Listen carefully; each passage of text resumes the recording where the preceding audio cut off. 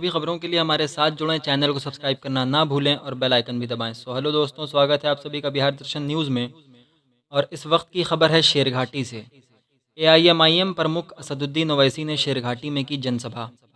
AIMIM प्रमुख असदुद्दीन ओवैसी ने आज शेरघाटी में रंगलाल हाई स्कूल मैदान में जनसभा को संबोधित किया।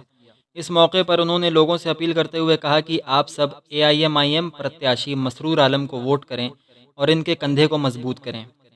उन्होंने कहा कि 15 साल के NDA शासनकाल में बिहार की स्थिति बद से बदतर हो चुकी है, रोजगार नहीं है, सुरक्षा नहीं है। उन्होंने कहा कि MIM गठबंधन बिहार को एक नई दिशा देने का काम करेगा। उन्होंने खासकर अल्पसंख्यकों को संबोधित करते हुए कहा कि 15 साल में आपको क्या मिला ये ज़रूर सोचिएगा। आज मुसलमानों की क्या स्थिति हो चुकी है उस पर भी आपको गौर करने की ज़रूरत है।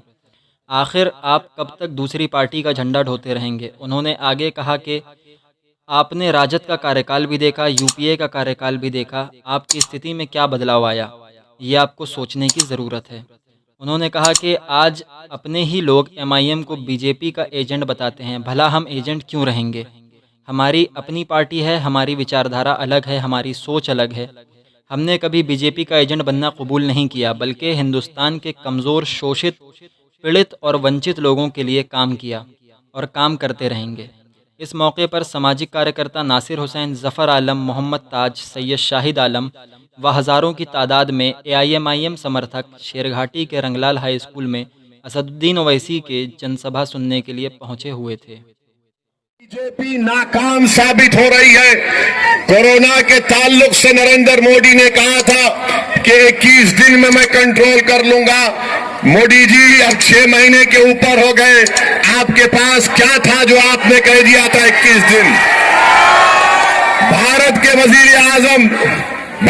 वजीर आजम ने भारत के देशवासियों को झूठ कहा कि गलवान की वैली में ना कोई घुसा है ना कोई घुसा हुआ है।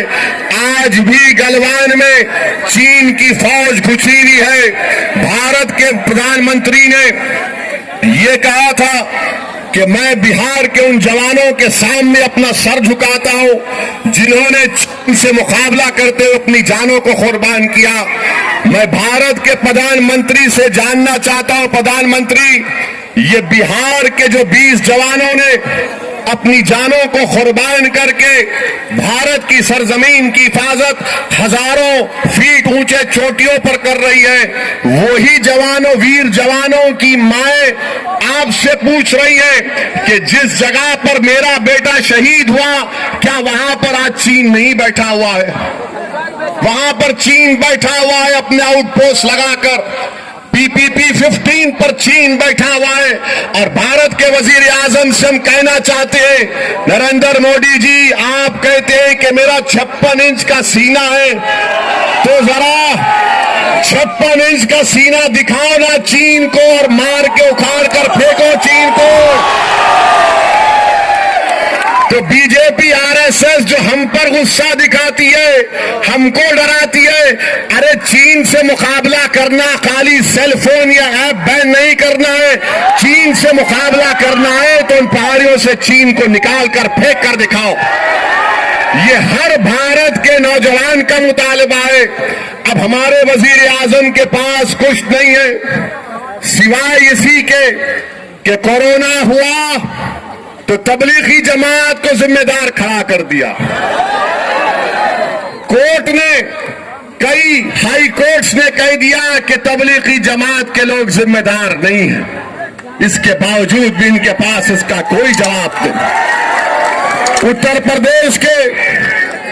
प्रदेश के चीफ मिनिस्टर आए, बिहार को आए, बिहार के इलेक्शन के बारे में बात करने के बजाय दूल्हे भाई के बारे में बात किया। अरे बिहार का चुनाव है, ओवैसी को। जमहूरियत की खूबसूरती यह है कि आवाम ताकतवर होती है और हर सियासी पार्टी आवाम का मोहताज होता है। मगर यहां पर उल्टा खेल हो रहा है, यहां पर उल्टा खेल हो रहा है और हर पार्टी ये समझ रही है कि अक़लियतें कहां जाएंगी हमको छोड़कर। अक़लियतें हमारे मोहताज हैं, अक़लियत हमारे घर के गुलाम है, हमारे घर के नौकर हैं। अक़लियतों की जान और उनकी इबादत गाहों की हिफाजत कौन करेगा अगर तुम हमको वोट नहीं दोगे। मैं आपको बड़े साफ और वाज़ेह अल्फाज में कह रहा हूं कि जिस किसी ने हमको पिछले 50 साल से कहा कि तुम्हारी जान की हिफाजत, तुम्हारी इबादत गाह की हिफाजत, तुम्हारे